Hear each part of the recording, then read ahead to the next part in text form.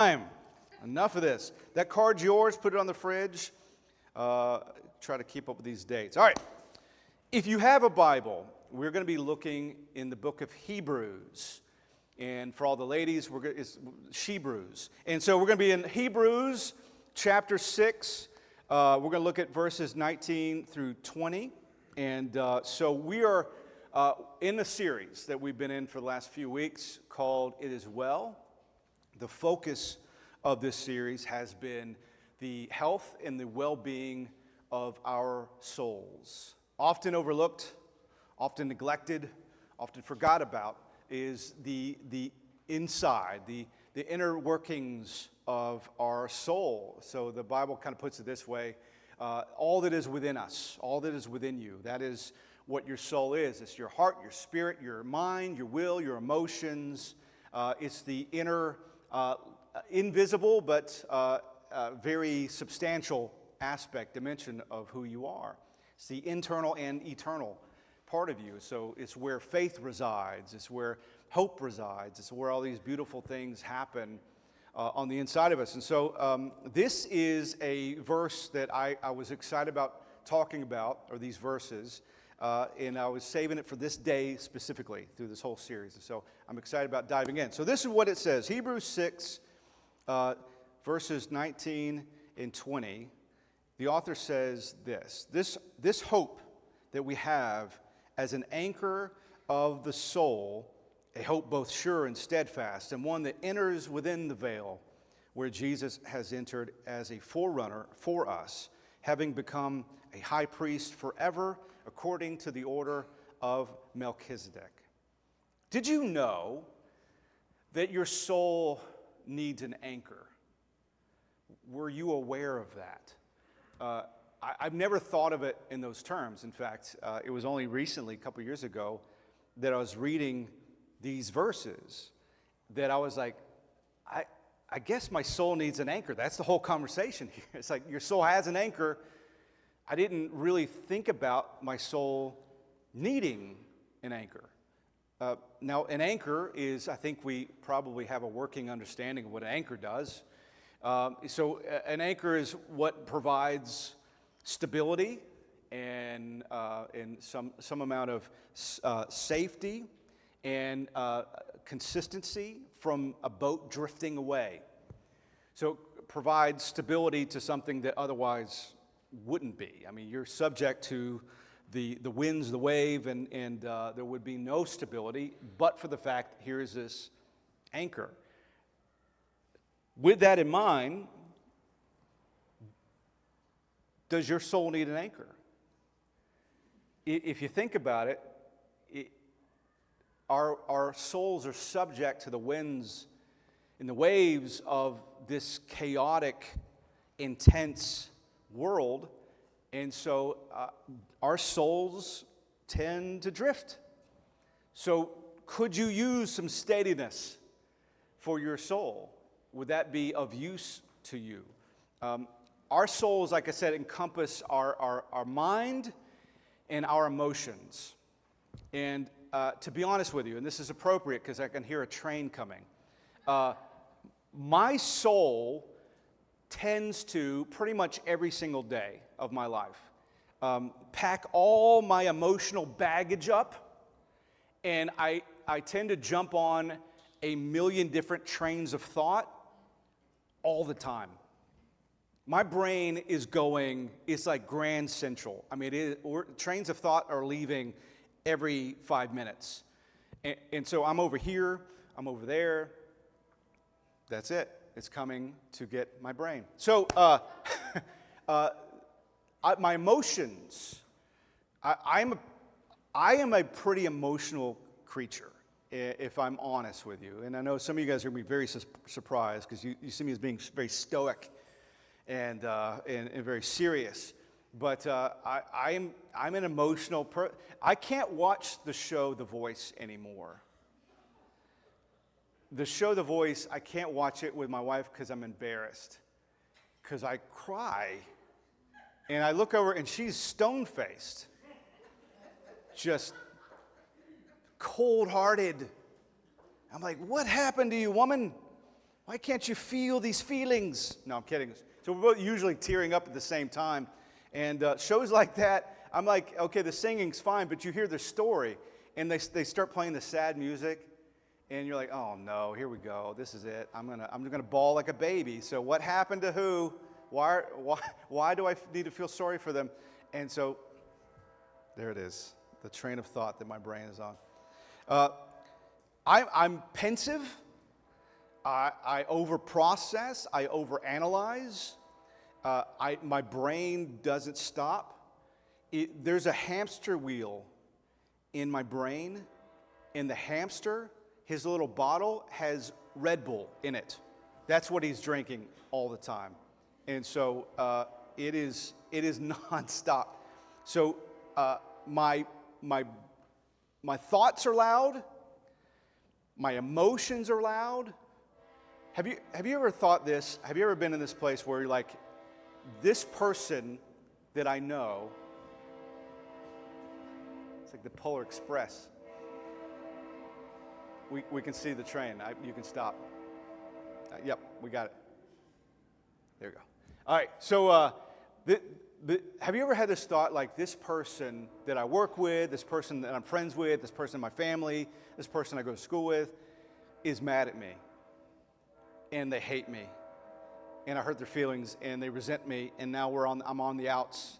And you create this whole, like, movie in your brain, and you're like going through the dialogue in your head, and their thoughts and their perspective, and you go through this whole thing, and then you flinch because you're like, I guess the relationship's over, and I'm on the outs, and I don't know how to fix this. And then you see them again, and they're like, hey! You're like, don't you hate my guts? And all that was fictional. You've created this other alternate universe in your brain. I do that all the time. People hate me all the time in my head. Now, some do, but I'm saying, like, everybody is mad at me, everybody's offended by me, everybody hates me. It's these vain imaginations, and the reason is because my soul drifts. It just goes places. And just because I think it, just because I feel it, doesn't make it true. If you hear nothing else, words of wisdom. Just because we think it, just because we feel it, doesn't make it true. We're bombarded by problems and issues and circumstances and challenges, and the winds and the waves of life will continually cause uneasiness and instability within us. It's a constant. Our confidence, our identity, our peace, our joy, our faith, our security, all tend to be consistently inconsistent. Because it's like we can't quite get a bead. We can't get it fixed. It's always, one day you're my God, why have you forsaken me? And other days, God, you're making me lie down in green pastures. And it's like we're all over the map. You can have faith one day and none the next.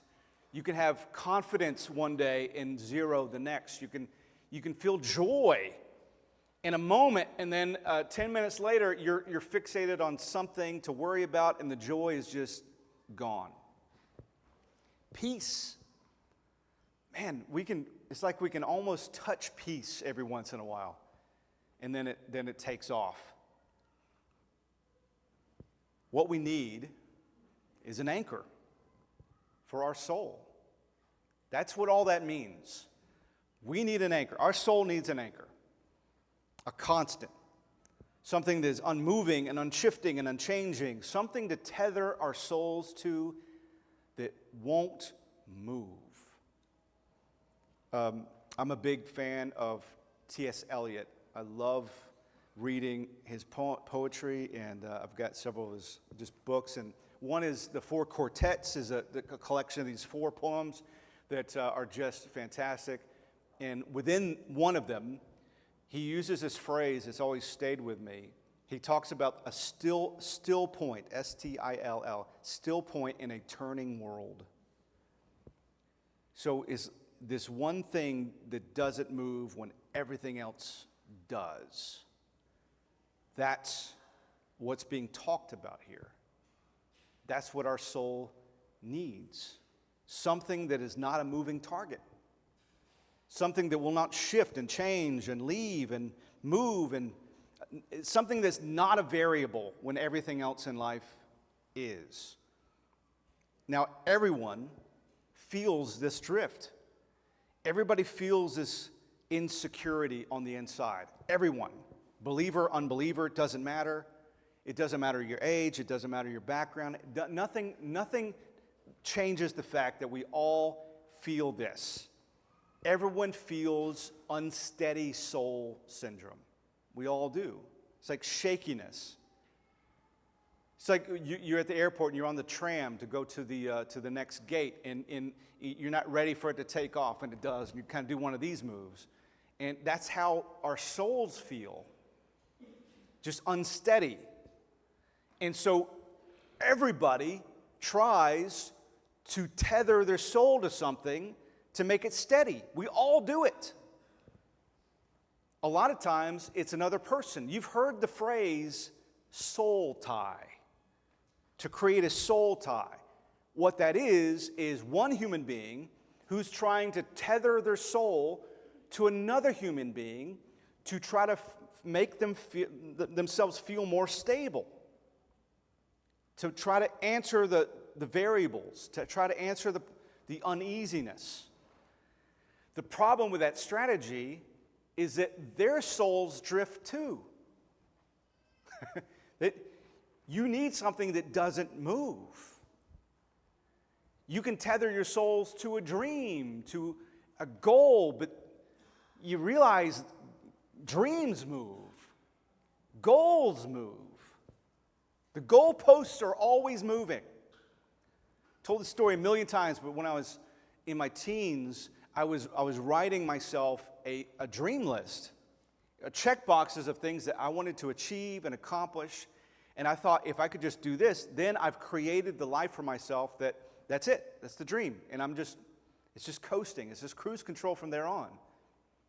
Well, I barely made it out of my 20s before I checked all the boxes. And you know what? I didn't finish that day. The dreams changed. They got bigger. There's more beyond that. That's how it's always going to be. The thing that you're looking at, fixated on, like, if I could just blank, then I'd finally feel the way that I want to feel. You're going to achieve that. You're going to reach that. Or maybe you won't. I don't know. But either way, there's more road beyond that. There's more. That's not enough. It never is. Our souls crave something that is eternal. It's the way that we're designed. We're built, we're designed to crave forever, eternal. Perfection is never enough. It is never, ever enough.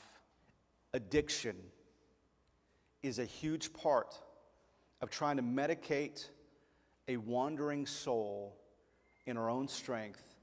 And addiction happens because you realize it never ends. You got to keep going. It's escapism. It's medication. Tylenol can make the pain go away for a minute, but it can't take away the problem, the source.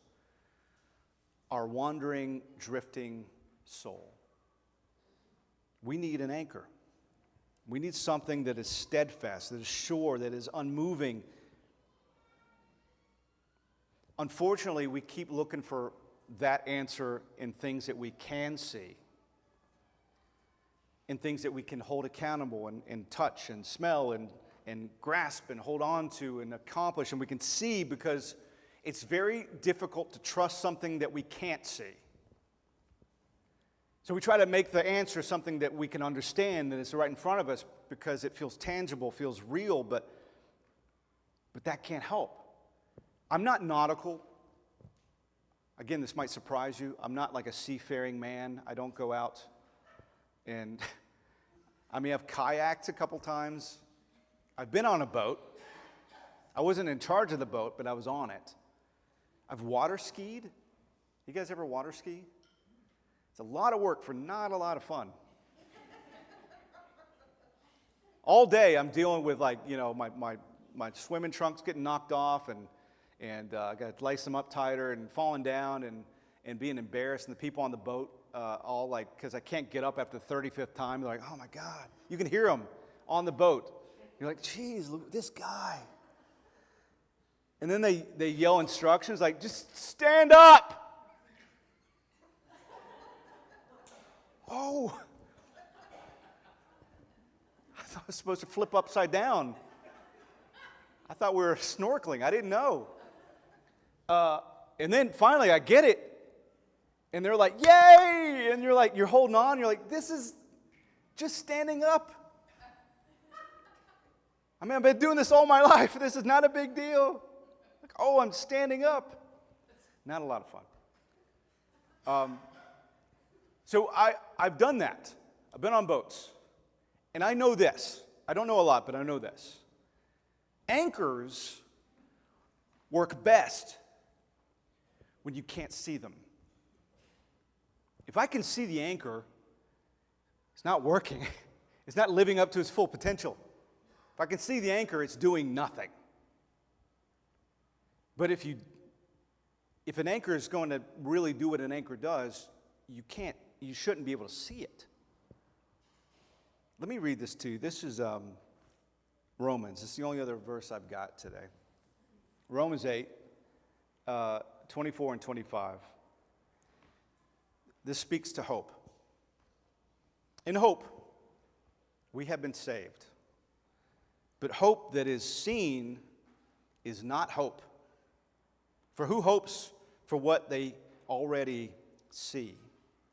But if we hope for what we do not see, with perseverance, we wait eagerly for it. The word hope here, hope gets a bad rap. Hope is a word that just has been watered down and misinterpreted and miscommunicated, misused. But I think a lot of times people think hope is getting don't get your hopes up. It's wishful thinking. I hope they don't get rid of pumpkin spice before January. I hope I get the raise. I hope I get an A. I hope whatever. It's just kind of you crossing your fingers and wishful thinking. Hope's gotten slotted that way. I had a conversation with someone the other day, and they said, we don't want to get our hopes up, but. And I'm like, why not? Romans 5 says that hope doesn't disappoint. That means there's no disappointment in it. The original word, if we go back to the Greek, the word for hope is elpis, E-L-P-I-S, elpis. And it has a very specific definition. It means a confident expectation of good. A confident expectation of good. I know. So hope is less wishful thinking and more, I know. I can't see it. I can't tell you why I know. I can't explain it. But I know. That's what hope is. A confident expectation of good. That's the anchor that the author of Hebrews and Paul here in Romans talks about. This hope. This confident expectation of good. This is the characteristic and the identity, the personification. This is Jesus, who is our anchor, who is unmoving, who's unchanging, who's not a variable, who's not going to leave you, he's not going to forsake you, he's not going to walk away from you, he's never going to be less close to you, he's always with you. But you can't see him. You can't hold Jesus accountable. You can't strong-arm Jesus. He's not subject to our manipulation. We try to make these deals like, God, if you just get me through this, I'll never do that again. He doesn't care about your deal making. He's not Monty Hall. Let's make a deal. He's not Wayne Brady. Okay, all right. Know your audience, Chris. The show, Let's Make a Deal. Okay, all right, moving along. We have this hope He gives hope. He gives the answer. He gives stability because he loves you, not because you deserve it, not because you've earned it or secured it. You don't need to secure for yourself an anchor. You don't have to handcraft it. You don't have to make it. In fact, this is what the author of Hebrews says. This hope that we have is an anchor. You already have it. This hope that you have. Not that you need to go find. Not that you have to create. Not that you need to even wish for or ask for. It's what you already have. This hope that you have is an anchor of the soul.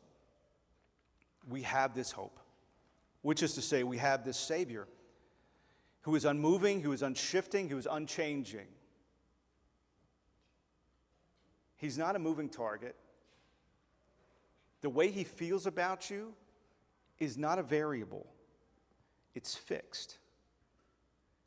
At no point, regardless of how our feelings may feel, our thoughts may feel, we're not on the outs with God.